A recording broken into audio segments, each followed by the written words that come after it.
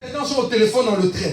Oh, ils ont marqué, vous savez, dans le train, de bonne manière, il est interdit que quand même vous êtes dans le train, de ne pas gêner l'autre. Alléluia. Mais il y a des gens, leur bouche, ils expliquent tout ce qui se passe chez eux. Une fois, on était ensemble. Et il y a une femme dans le train. Hey, le monsieur là, il m'a trahi. Est-ce que nous on a besoin d'attendre que le monsieur t'a trahi? Que cela reste dans ton ventre? Amen. Dis à quelqu'un, contrôle ta bouche. Dis à quelqu'un, contrôle ta bouche. Contrôle ta bouche. Dis, contrôle ta bouche. Répète après moi, je contrôle ma bouche maintenant. Dis, je contrôle ma bouche maintenant. Dis, je contrôle ma bouche maintenant. Dis, je contrôle ma bouche maintenant. Dis, je contrôle ma bouche. Ne contrôle jamais ta bouche. Dis Amen. C'est pour cela que l'arrogance ne doit plus être dans votre bouche. Prenons Daniel, le chapitre 7. Moi, toi tu es qui? Sans moi, il n'allait rien devenir. Moi, j'aime pas ces gens qui parlent comme ça. Aide du Seigneur. Moi. Toi qui? Daniel, le chapitre 7. Aujourd'hui, nous allons insister sur l'arrogance de la bouche. Daniel, le chapitre 7, à partir du verset 8. Aujourd'hui, c'est cru. Donc, tu vas entendre mon français. Daniel, le chapitre 7. Daniel, le chapitre 7, à partir du verset 8. Je considérais les cornes, et voici une autre petite corne sortie du milieu d'elle. Et 3 des premières cornes furent arrachées devant cette corne. Et voici, elle avait des yeux comme des yeux d'homme, et une bouche qui parlait avec arrogance. Une bouche qui parlait quoi? Avec quoi? Arrogance. Une bouche qui parlait avec quoi? Arrogance. Aujourd'hui, ce monde, il y a des gens qui mettent le manteau de l'arrogance. Dis à quelqu'un, enlève ce manteau. Enlève ce manteau. Quand Dieu vous donne un petit poste ou une petite élévation, où Dieu a raffiné un peu vos visages, ça devient quoi? L'arrogance. Dis à quelqu'un, ne sois pas arrogant. Ne sois pas arrogant. Alléluia. L'arrogance est l'ennemi de notre Dieu. L'arrogance détruit notre destinée. L'arrogance détruit notre vie de tous les jours. Dis à ton voisin, ne sois pas arrogant. Ne sois pas arrogant. Amen. Et nous allons voir tout à l'heure un roi.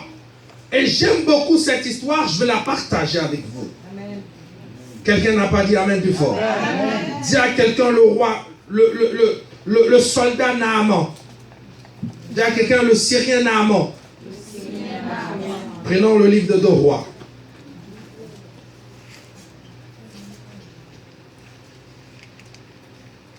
Deux Rois, le chapitre 5. 2 Rois, le chapitre 5, à partir du verset 8. 2 Rois, le chapitre 5. Écoutez bien la parole. Là, ça sera notre révélation de ce jour afin de pouvoir partager. Alors, répète après moi, je sors la délivrance. Dis, ma bouche est délivrée. Ma bouche est délivrée. Ma bouche est sauvée. Ma bouche est sauvée. La bouche fait beaucoup de dégâts. Alléluia. Amen. Amen. La bouche fait beaucoup de dégâts. Tout dernièrement, j'écoutais quelqu'un qui était en train de parler. Ah, mais si sa bouche pouvait acheter 2 bâtiments, ça l'a acheté même 50. Alléluia. Dis à ton voisin, méfie-toi de ce qui sort de ta bouche. Méfie-toi de ce qui sort de ta bouche. Amen. Amen.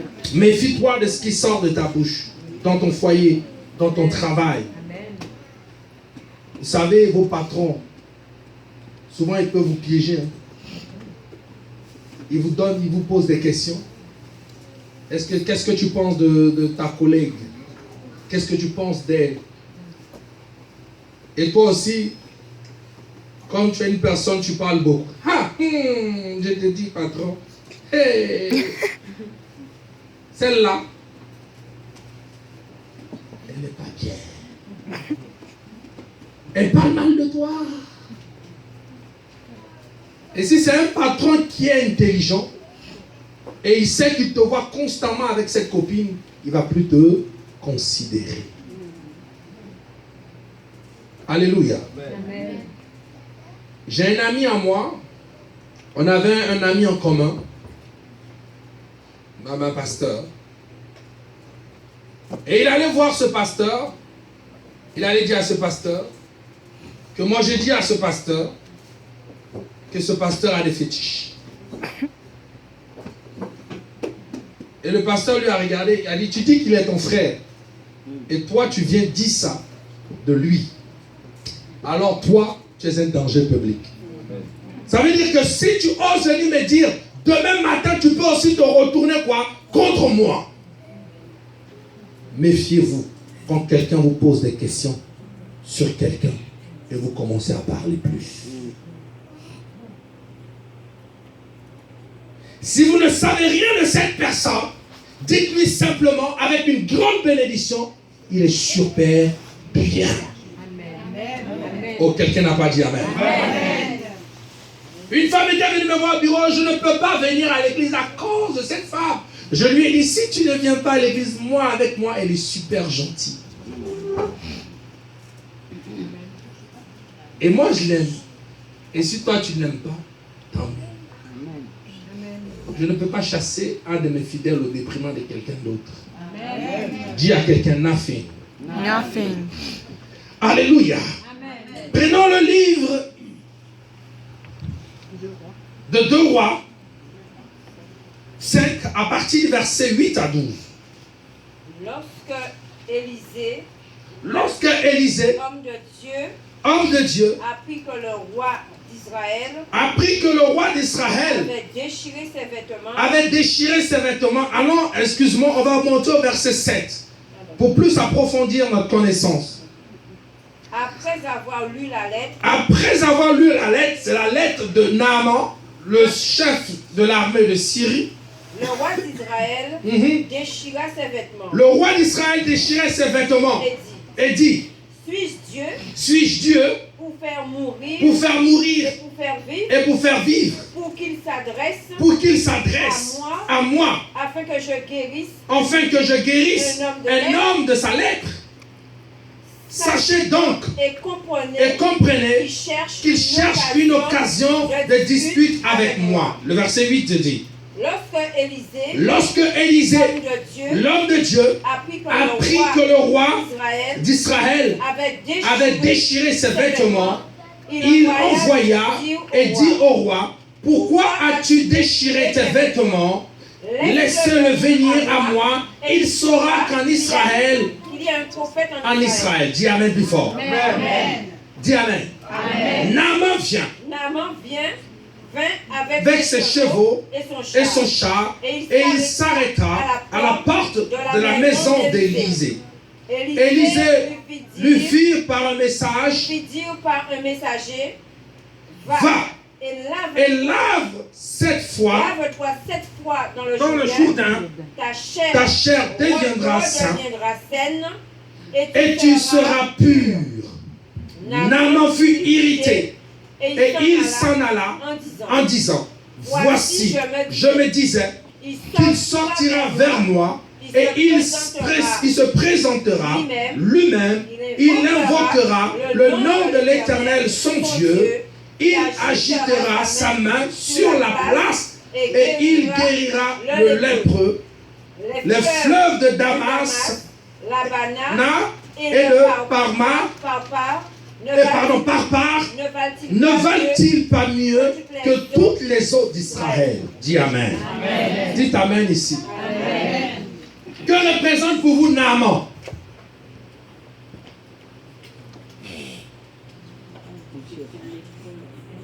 Naaman est malade. Mais Naaman était chef. Un soldat, un vaillant. Vous savez, à l'époque, quand quelqu'un a la lèpre, c'est une malédiction.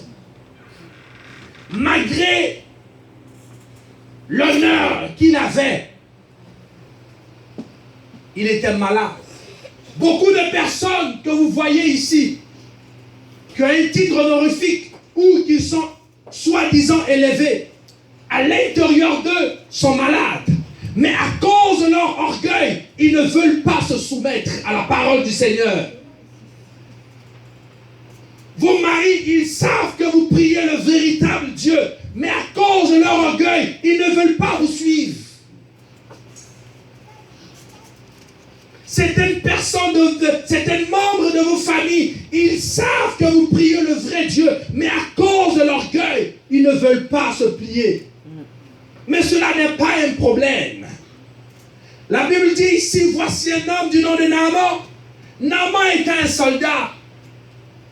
Il était élevé dans sa catégorie. Il était même un chef. Et la Bible dit, il avait pris ici en captivité une Israélite, afin que cet Israélite soit au service de son époux. Et cette fille va parler de la part de Dieu en disant, je connais un prophète du nom d'Élisée. Si simplement votre mari pouvait être auprès de cet homme-là, je suis convaincu que si ce pasteur l'impose les mains, ton mari sera quoi? Guéri. Cette femme faisait du marketing. Alléluia. Amen. Elle a vendu son pasteur. Dis à quelqu'un, combien de fois tu parles bien de ton pasteur? Oh my God. Amen. Tu es une chrétienne? Combien de fois tu parles bien de ton pasteur? Tu critiques les pasteurs avec ceux qui critiquent aussi les autres pasteurs. Ne vous asseyez pas avec les gens qui parlent mal des pasteurs. Amen. Ne causez pas avec les gens qui connaissent la vie des pasteurs. Amen. Ne cherchez pas à savoir la vie des pasteurs. La vie des pasteurs sont la vie qui se retrouve entre le Dieu et eux. Amen. Toi, cherche l'Éternel de ton Dieu. Amen. Ne cherche pas la vie d'un pasteur. Amen. Ne cherche même pas à savoir s'il a mangé. Cherche à savoir si Dieu est avec lui. Amen. Amen. Alléluia. Amen. Et la fille parle de la part de son pasteur qui est le prophète Élisée. Si simplement tu savais, si simplement ton mari pouvait se déplacer, si simplement ton mari pouvait entendre. Alléluia. Amen. Dieu est un Dieu de révélation. Amen. Dis à quelqu'un, Dieu est un Dieu de révélation. Et la Bible dit, Naaman se lève. Et il part. Avant de partir, Naaman fait une lettre. Dis à quelqu'un, l'orgueilleux ne se déplace pas avec l'humilité. Il aime se déplacer avec son manteau d'orgueil. Comme une femme un jour est venue ici à l'église, comme elle a vu qu'on vient de commencer le ministère, elle a dit, mais moi aussi Dieu me parle, pasteur, donne-moi le micro, je vais parler. Quoi? Tu ne connais même pas notre vision. Tu ne connais même pas comment on a commencé. Et quand tu arrives quelque part pour la première fois, tu es dans une famille. Parce que nous sommes tous enfants du royaume. Imprègne-toi, commence à faire les places et les chaises pour que les autres puissent s'asseoir avec toi. Amen. Dis Amen plus fort. Amen. Alléluia. Et Naaman fait une lettre.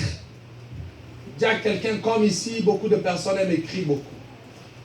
Dis à quelqu'un, c'était toi qui écrivais. Dis à ton voisin, c'est toi qui écrivais. Alléluia. Amen. Et il écrit, je me nomme Naaman, chef de l'armée de Syrie.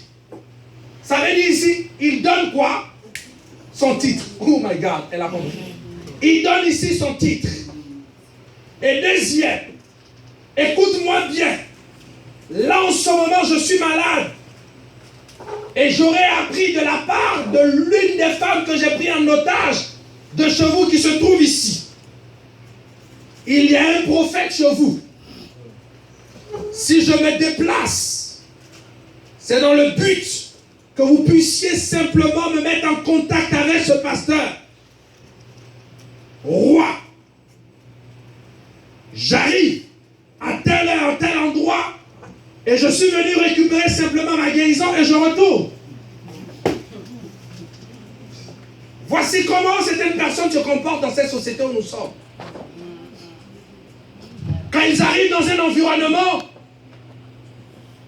automatiquement, c'est leur manière d'être de chez eux qui les ramène à l'extérieur. Leur manière de parler dans leur chambre, c'est ce qu'ils amènent à l'extérieur. Surtout dans les administrations en ce moment. Quand elle ne s'est pas bien réveillée avec son mari, le bonjour que tu vas lui dire, tu dis bonjour madame, elle ne te répond pas. Bonjour madame, elle ne te répond pas. Mais monsieur, j'ai entendu, j'ai des oreilles. Et toi-même automatiquement, tu es quoi? Vous n'êtes jamais arrivé? Elle va te dire, monsieur, j'ai quoi? Des oreilles. J'ai entendu votre bonjour. Et souvent tu arrives, tu lui dis bonjour, elle dit bonjour. Ou bien tu oublies, tu ne dis pas bonjour. Elle dit, monsieur, vous avez un problème? Elle te dit bonjour 6 fois, avant même que toi tu dises quoi? Bonjour. Alléluia. Amen. Et voici cette société où nous vivons, elle fait ici. Et Naaman fait une lettre au roi. Et le roi reçoit cette lettre. Et ce roi n'est pas dire à quelqu'un, c'est un roi très saint. C'est un roi très saint. Dire à quelqu'un, sois saint. Mais l'arrogance, quand il a lu la lettre, c'est l'arrogance de cette lettre qui l'a amené ici à être quoi? Frustré. Dis à quelqu'un, ce que tu dis à ton voisin peut lui faire du bien, comme peut le calmer. La Bible dit une réponse douce attire quoi? Une parole quoi? Douce. Mais une réponse furieuse active aussi quoi? Une réponse quoi? Furieuse. Alléluia. Donc si tu prononces une parole qui est une parole douce, cette parole douce va engendrer une autre parole qui sera quoi? Douce. Imaginez-vous que dans sa lettre, s'il avait formulé des phrases qui étaient des phrases cohérentes, des phrases de souplesse, ces phrases-là allaient plutôt même activer le roi en disant, oh my God, avant même que ce chef de l'armée de Syrie n'arrive, je vais faire appeler quoi? Le prophète Élisée qui vienne chez moi pour prier pour lui. Amen. Alléluia. Amen. Vos manières de parler à vos amis, vos manières de parler à votre mari, votre manière de parler à votre femme peut activer la bénédiction comme peut activer la malédiction. Vos manières de parler à vos enfants peut activer leur caractère comme peut détruire leur quoi? Leur caractère. Votre manière de parler à votre pasteur peut être bénéfique comme peut être quoi? Maléfique. Quelqu'un dit amen ce soir. Amen. Et Naaman commence ses paroles d'arrogance. Mais bien aimé, vos paroles d'arrogance, votre bouche d'arrogance, Dieu mettra quelqu'un sur votre chemin pour pouvoir délivrer votre bouche d'arrogance. Vous savez, il y a des personnes, ça ne marche pas avec eux. Et cette personne avec qui ça ne marche pas, son nom c'est l'Éternel Dieu des armées. Son nom c'est Jéhovah Rapha. La Bible dit il est l'Éternel Dieu Tout-Puissant. Il est au commencement, il est à la fin. Amen. Dieu ne change pas. Quelle que soit ton arrogance, il ne va pas bouger. Quelle que soit ton arrogance, il ne va jamais se plier. Quelle que soit ton arrogance, il ne va jamais changer de tradition. Quelle que soit ton arrogance, Dieu reste le même hier, aujourd'hui et éternellement. Amen. Dieu ne change jamais dans ton arrogance. Ce n'est pas parce que tu seras arrogant dans tes prières qu'il est obligé de te bénir. Quand tu seras souple, il va te bénir. Amen. Et la Bible dit, lorsque Élisée a appris ces choses, Élisée dit au roi, mais pourquoi tu déchires tes vêtements? Laisse-le venir, il saura qu'ici en Israël, il y a quoi? Un prophète. Amen. Tellement tu as maltraité les hommes, maintenant que ce mari que tu as rencontré, il te résiste. Tu es frustré. Quelqu'un n'a pas dit amen. Amen. Quelqu'un n'a dit amen de bien. Oh, donnez-moi des amen. Oh, donnez-moi des amen. Donnez-moi des amen. Une femme m'a dit un jour, pasteur, Moi, je connais les hommes à Londres. Moi, je tapais les hommes. Maintenant, elle a croisé un monsieur qu'elle ne peut plus taper. Amen. C'est le fer qui coupe quoi? Le fer. C'est que tu as tellement fait, mais cette fois-ci, tu as rencontré quelqu'un que tu ne peux plus faire, donc tu es frustré. Dis amen plus fort. Amen. Parce qu'il y a certaines choses, ça ne passe pas avec certaines personnes. Dites amen bien. Amen. Alléluia. Élisée dit, laissez-le venir vers moi, qu'il saura qu'ici en Israël, il y a un prophète. Alléluia. Et lorsqu'il arrive, le prophète Élisée ne sort pas de sa maison. Le prophète Élisée reste dans sa chambre. Il envoie son serviteur Naaman. Alléluia. Il dit à Naaman, va vers lui. Alléluia. Il invite ici, Naaman ici c'est le chef, Il dit à Géasi, va vers lui. Et Géasi se précipite vers lui, il dit, mon maître dit de venir, tu es venu voir mon maître, mais mon maître est dans la chambre. Il ne sort pas. Attends, il fait ça. Parce qu'il est venu avec, la Bible dit, il est venu avec quoi? Son char. Il est venu avec quoi? Toute son armée. Ses chevaux. Il est venu avec tout ce qu'il a comme arsenal. Et qu'est-ce qui se passe? La Bible dit, il vient rencontrer quoi? Le prophète Élisée. Dans son esprit, le prophète doit être quoi? C'est comme aujourd'hui, il y a des personnes qui ont fait des pasteurs leur club privé. Il y a les clubs privés. Ça veut dire, eux, ils ne se déplacent jamais pour venir prier. C'est le pasteur qui doit se déplacer pour aller prier pour eux.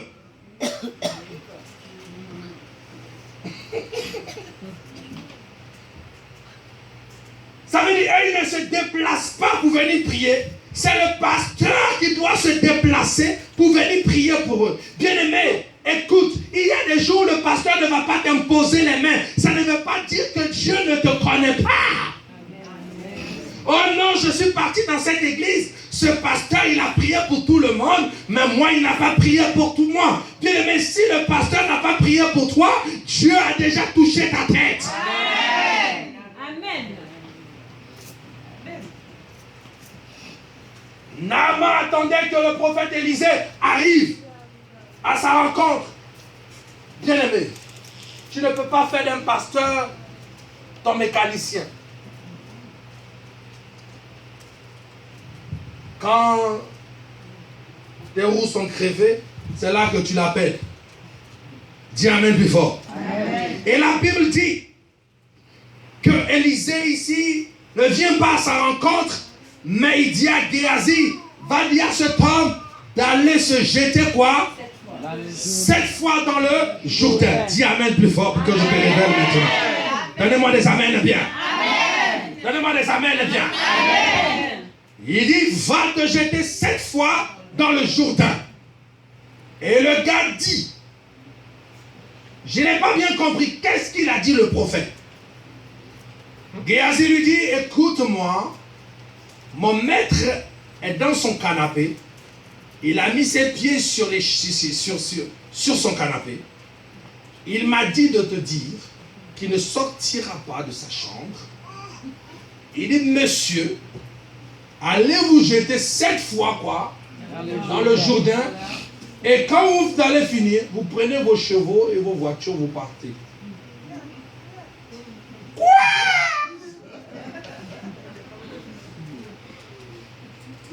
Je suis venu avec ma belle voiture. Le pasteur ne m'a pas mis devant. Je suis venu avec ma cravate et ma robe du 31. Le pasteur ne m'a pas mis devant cette église. Je ne mets plus les pieds là-bas. Beaucoup d'églises sont victimes. Beaucoup de personnes sont des victimes à cause de l'orgueil. Quand un pasteur arrive dans ta maison, ce n'est pas parce qu'il n'a pas de maison. S'il arrive même te saluer, tu dois être heureux.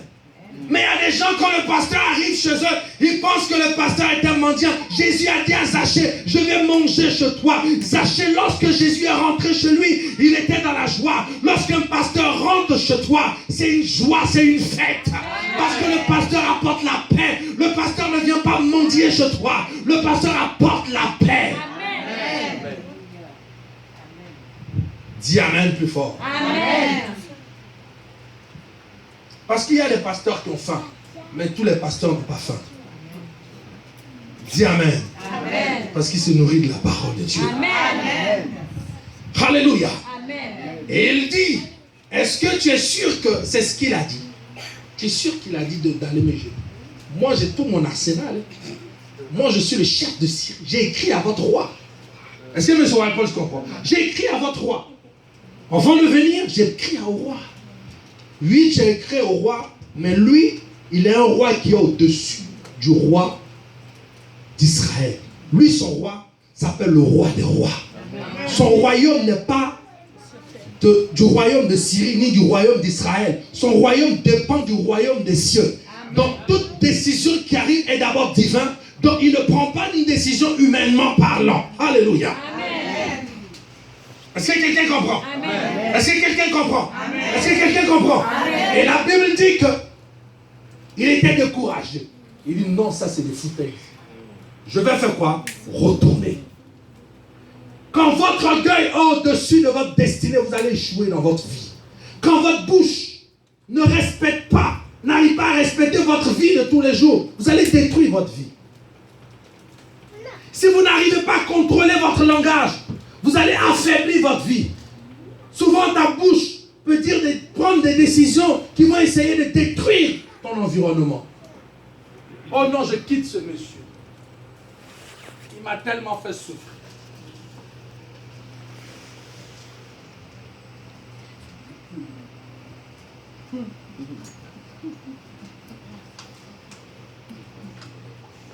Ça va?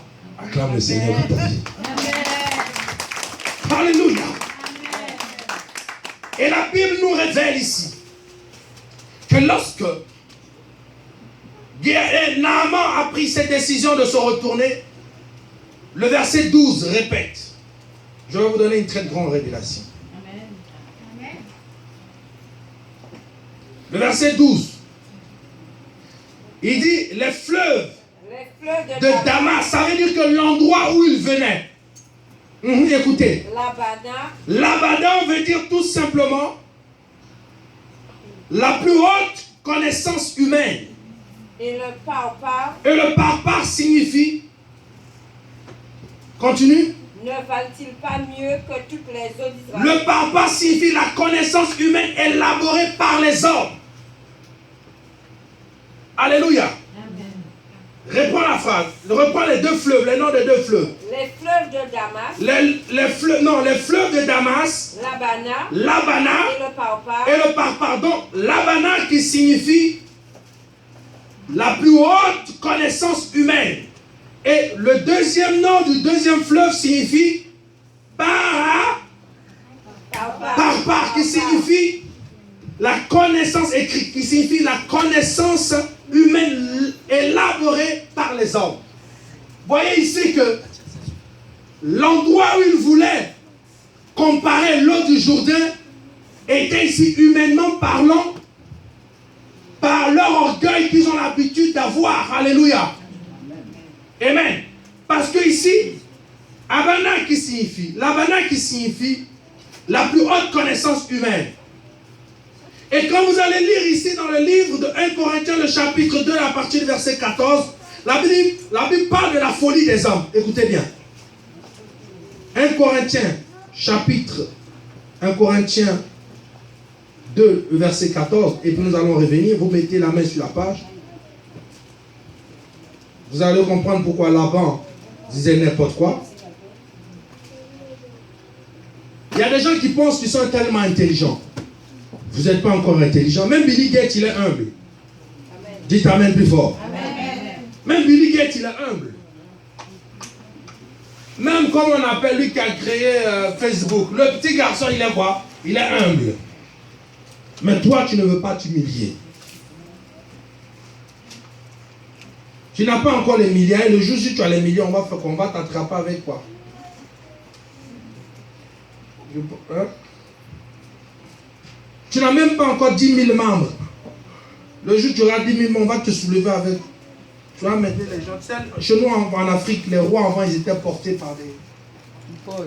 Par des quoi? Par les tipoy. Ils étaient portés comme ça, on les mettait. Et ils étaient bien. Hein?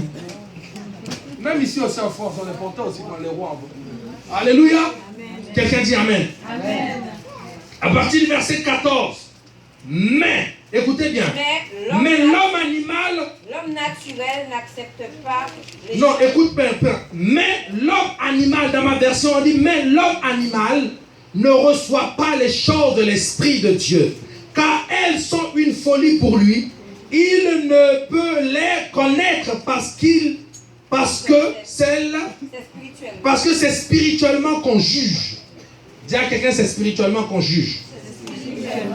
Donc Naaman pensait et il croit que c'est son armée et son diplôme qui peut lui donner l'opportunité de dire ce qu'il a envie de dire à tout le monde.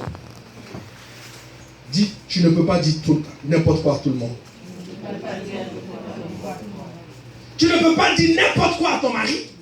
Tu ne peux pas dire n'importe quoi à ton pasteur. Tu ne peux pas dire n'importe quoi à tes enfants. Tu ne peux pas dire n'importe quoi à ta femme.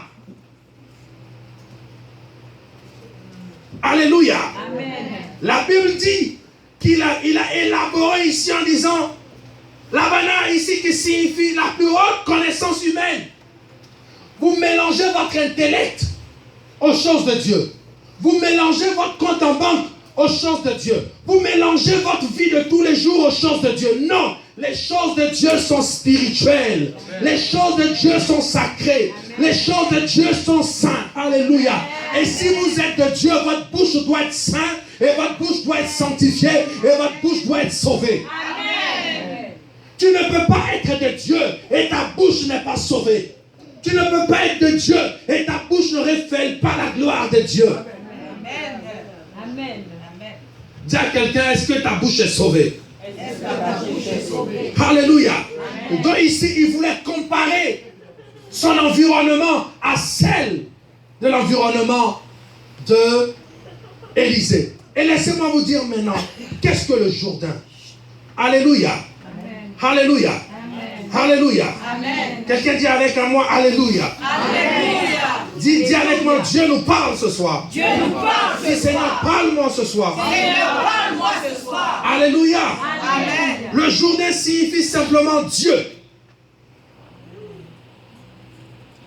Alléluia. Amen. Le Jourdain signifie tout simplement Dieu. Dis à quelqu'un Dieu. Dieu. Amen. Dis Dieu. Dieu. Dis Dieu. Dieu. Le Jourdain signifie tout simplement Dieu. Ça veut dire que dans